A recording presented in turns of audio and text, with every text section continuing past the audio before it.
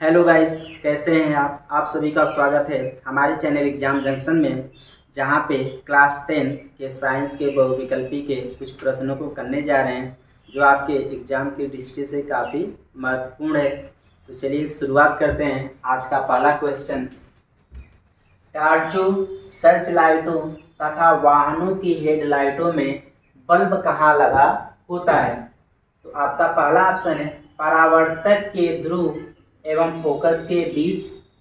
दूसरा ऑप्शन है परावर्तक के फोकस के अत्यधिक निकट। तीसरा ऑप्शन है परावर्तक के फोकस एवं वक्रता केंद्र के बीच। और चौथा ऑप्शन है परावर्तक के वक्रता केंद्र पे। ठीक है, तो जो टार्चों, सर्च लाइटों तथा वाहनों की हेडलाइटों में बल्ब लगा होता है वो कहाँ लगा होता है? परावर्तक के फोकस के अत्यधिक निकट लगा होता है। यानी आपका कौन सा ऑप्शन सही है? बी ऑप्शन सही है। क्योंकि कोई भी दर्पण है, या तो उत्तल दर्पण है या तो अवतल दर्पण है, तो जब प्रकाश किरणें फोकस से होकर गुजरती हैं तो परावर्तन के बाद वो मुख्य अक्ष के क्या हो जाते हैं? समांतर हो जाते हैं।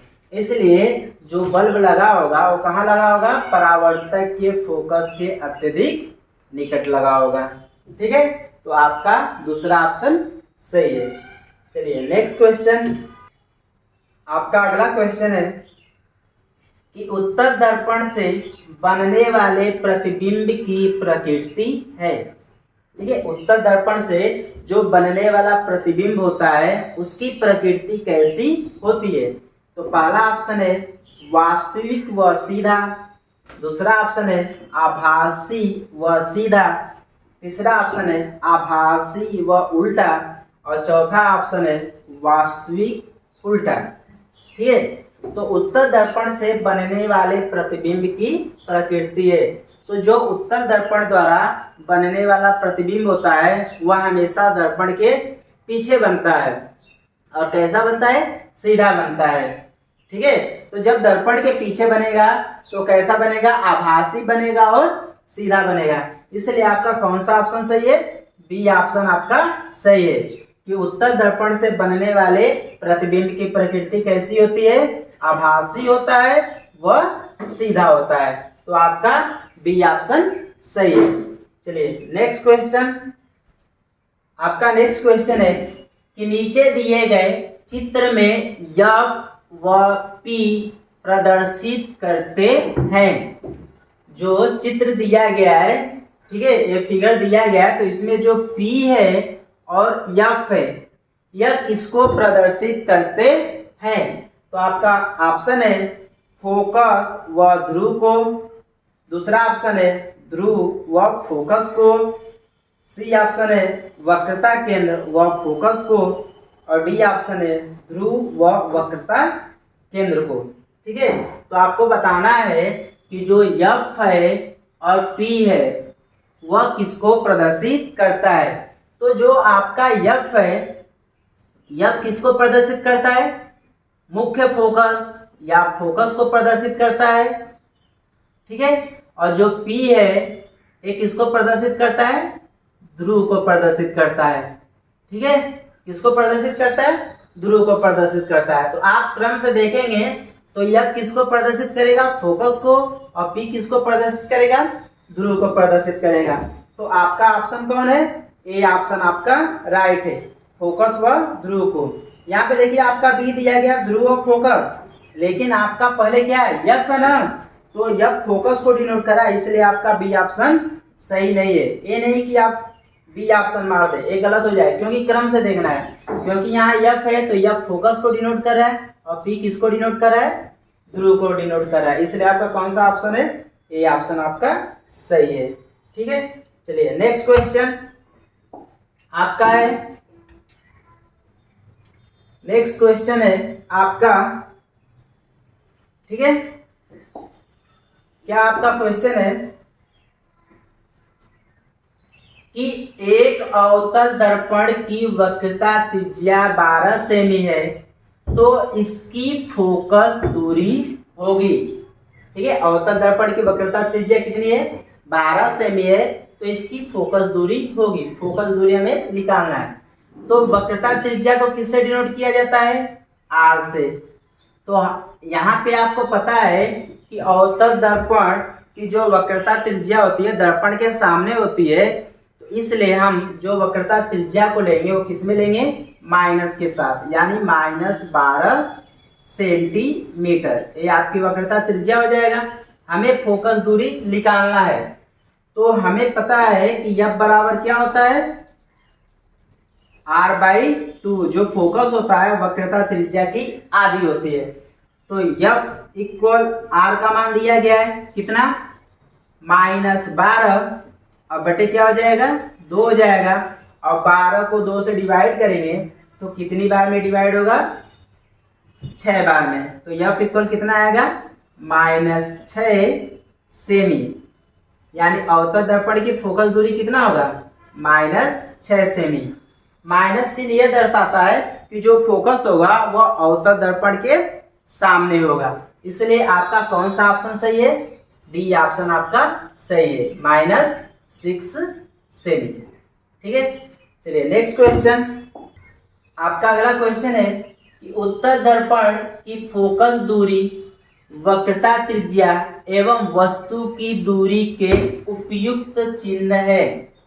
ठीक है, आपका पहला ऑप्शन है प्लस प्लस माइनस, दूसरा ऑप्शन है माइनस माइनस प्लस, तीसरा ऑप्शन है माइनस प्लस माइनस, चौथा ऑप्शन है प्लस माइनस प्लस। ठीक है, तो उत्तल दर्पण की फोकस दूरी वक्रता त्रिज्या एवं वस्तु की दूरी के उपयुक्त चिन्ह है। तो जो उत्तल दर्पण होता है तो उत्तल दर्पण में वस्तु दर्पण के सामने रखा जाता है, इसलिए जो दर्पण में वस्तु की उत्तल दर्पण में वस्तु की दूरी होगी वह किस चिन्ह के साथ होगी? माइनस चिन्ह के साथ। किसके साथ होगा? माइनस चिन्ह के साथ। ठीक है, और जो वक्रता त्रिज्या होती है वो क्या होता है? उत्तल दर्पण में दर्पण के पीछे होता है, इसलिए जो वक्रता त्रिज्या होगी वो क्या होगा? प्लस होगा। और जो फोकस दूरी होता है, जो फोकस होता है वो दर्पण के पीछे होता है, इसलिए इसका भी चिन्ह क्या होगा? फोकस का प्लस होगा। ठीक है, तो वस्तु की दूरी को किस में लेते हैं? माइनस में। वक्रता त्रिज्या किस में लेते हैं? प्लस में। और फोकस दूरी किस में लेते हैं? प्लस में लिया जाता है। तो इसलिए आपका कौन सा ऑप्शन सही होगा? पहले क्रम से मिलाइएगा। फोकस दूरी, फोकस दूरी को किस में लिया जाता है? प्लस में, तो प्लस हो जाएगा। वक्रता त्रिज्या किस में लिया जाता है? प्लस में, तो प्लस हो जाएगा। और वस्तु की दूरी को किस में लिया जाता है? माइनस में। तो ए ऑप्शन आपका किस वाले में है? ए ऑप्शन में। ठीक है, पहले ऑप्शन में। इसलिए आपका कौन सा ऑप्शन सही होगा? ए ऑप्शन आपका सही होगा, प्लस प्लस माइनस। ठीक है, चलिए नेक्स्ट क्वेश्चन। समतल दर्पण के सम्मुख 6.5 सेमी की वस्तु रखने पर निर्मित प्रतिबिंब की लंबाई होगी। ठीक है, अगर समतल दर्पण के सामने 6.5 सेमी लंबाई की कोई वस्तु रख रहे हैं तो जो उसका प्रतिबिंब निर्मित हो रहा है उसकी लंबाई कितनी होगी?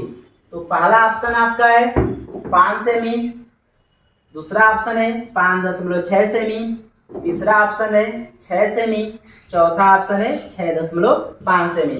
तो जब हम किसी समतल दर्पण के सामने वस्तु को रखते हैं तो जितनी वस्तु की लंबाई होती है उतनी ही प्रतिबिंब की लंबाई होती है। यानी यदि वस्तु 6 सेमी लंबाई का है तो उसका प्रतिबिंब भी कितनी सेमी लंबाई का निर्मित होगा? 6 सेमी का। अगर वस्तु की लंबाई 10 सेमी है तो उसके प्रतिबिंब की लंबाई भी कितनी होगी? 10 सेंटीमीटर होगा। इसलिए अगर समतल दर्पण के सम्मुख 6.5 सेमी लंबाई की वस्तु रखी जा रही है तो इसलिए उसका प्रतिबिंब भी कितना बनेगा? 6.5 सेमी का बनेगा। यानी आपका कौन सा ऑप्शन सही है? डी ऑप्शन आपका सही है। ठीक है, तो आपका आंसर कौन होगा? 6.5 सेमी। ठीक है, अवतल दर्पण द्वारा किसी वस्तु का सीधा व बड़ा प्रतिबिंब बनाने के लिए उसे रखना होगा। यानी अवतल दर्पण द्वारा किसी वस्तु का सीधा व बड़ा प्रतिबिंब बनाने के लिए उसे रखना होगा।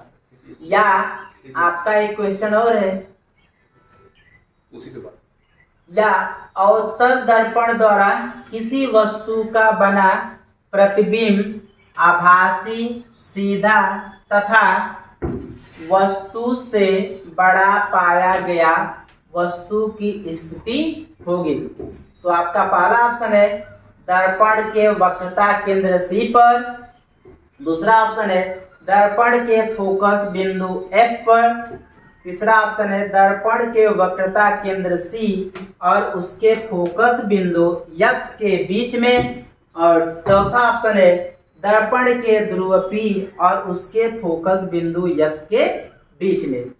ठीक है, तो अवतल दर्पण द्वारा किसी वस्तु का सीधा व बड़ा प्रतिबिंब बनाने के लिए उसे रखना होगा।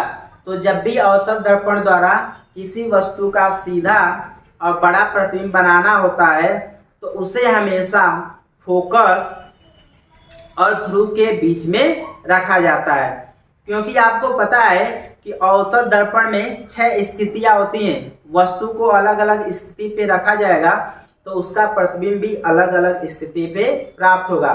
तो जब दर्पण अवतल दर्पण में वस्तु को फोकस और ध्रुव के बीच में रखा जाएगा तो उसका प्रतिबिंब हमेशा दर्पण के पीछे बनता है, आभासी बनता है, सीधा बनता है और वस्तु से बड़ा बनता है। यानी हमें अवतल दर्पण द्वारा किसी वस्तु का सीधा व बड़ा प्रतिबिंब बनाने के लिए उसे रखना होगा। कहाँ रखेंगे? दर्पण के ध्रुव P और उसके फोकस बिंदु F के बीच में रखना होगा। यानी आपका कौन सा ऑप्शन सही है? चौथा ऑप्शन आपका सही है। समतल दर्पण द्वारा निर्मित प्रतिबिंब का आवर्धन होता है। ठीक है, समतल दर्पण द्वारा जो निर्मित प्रतिबिंब है उसका आवर्धन होता है। तो आपका पहला ऑप्शन है 1, दूसरा ऑप्शन है 1 से कम, तीसरा ऑप्शन है 1 से अधिक और चौथा ऑप्शन है अनंत। ठीक है, तो हमें पता है कि जो दर्पण द्वारा निर्मित प्रतिबिंब का आवर्धन होता है उसके लिए फार्मूला क्या होता है? m equal minus b/u। ठीक है, तो अगर समतल दर्पण है तो जितनी दूरी पे क्या करते हैं? वस्तु को रखते हैं, उसका प्रतिबिंब भी उतनी ही दूरी पे बनता है। समतल दर्पण में वस्तु की दूरी को क्या लेंगे? निगेटिव लेंगे और प्रतिबिंब की दूरी को क्या लेंगे? हमेशा पॉजिटिव लिया जाता है। ठीक है, तो यहाँ पे हम ये कह सकते हैं कि m इक्वल माइनस b। ठीक है, और ये क्या हो जाएगा? माइनस b हो जाएगा, क्योंकि जितनी दूरी पे वस्तु रखा जाता है उतनी ही दूरी पे क्या बनता है? प्रतिबिंब बनता है। तो यहाँ माइनस माइनस क्या हो जाएगा? प्लस हो जाएगा, तो b/v हो जाएगा और b से b कैंसिल होगा तो m इक्वल क्या आएगा? 1 आएगा। ठीक है, यानी जो समतल दर्पण द्वारा निर्मित प्रतिबिंब का आवर्धन होता है वो क्या होता है? 1 होता है। यानी आपका कौन सा ऑप्शन सही है? पहला ऑप्शन आपका सही है। ठीक है, चलिए नेक्स्ट क्वेश्चन। आपका नेक्स्ट क्वेश्चन है कि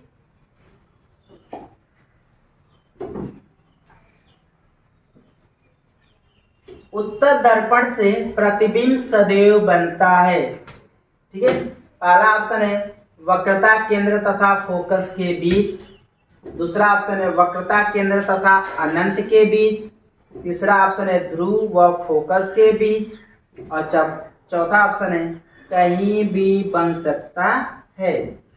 ठीक है, तो उत्तल दर्पण से प्रतिबिंब सदैव बनता है।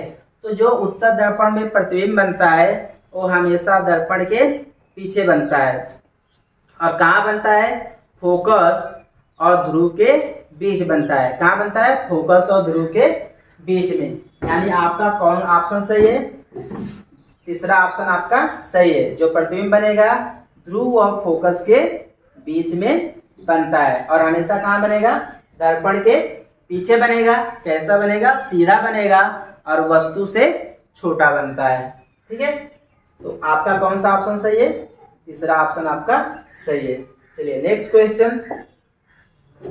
अगला क्वेश्चन है कि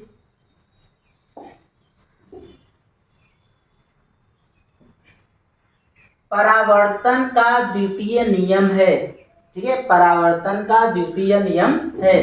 तो पहला ऑप्शन है angle I equal angle R, दूसरा ऑप्शन है angle I is not equal angle R, तीसरा ऑप्शन है angle I is greater than angle R, और चौथा ऑप्शन है angle I is less than angle R. तो जो आपका परावर्तन का द्वितीय नियम है वो क्या होता है कि जो आपतन कोण है वो परावर्तन कोण के क्या होता है, बराबर होता है। आपतन कोण जो आई होता है वो परावर्तन कोण के क्या होता है, बराबर होता है। ठीक है, यहाँ पे आई क्या है, आपतन कोण है, और आर क्या है, परावर्तन कोण है। इसलिए आपका कौन सा ऑप्शन सही है, ए ऑप्शन आपका सही है, पहला ऑप्शन। ठीक है, angle I equal angle R. ठीक है, तो ये थे आपके क्लास 10th के कुछ एमसीक्यू क्वेश्चन जो आपके परीक्षा के एग्जाम से काफ़ी महत्वपूर्ण है। यदि वीडियो आपको अच्छी लगी हो तो वीडियो को लाइक, सब्सक्राइब और अधिक से अधिक शेयर कर सकें कि उन बच्चों के पास पहुंच सके जो कोचिंग करने में असमर्थ हो। Thank you all of you.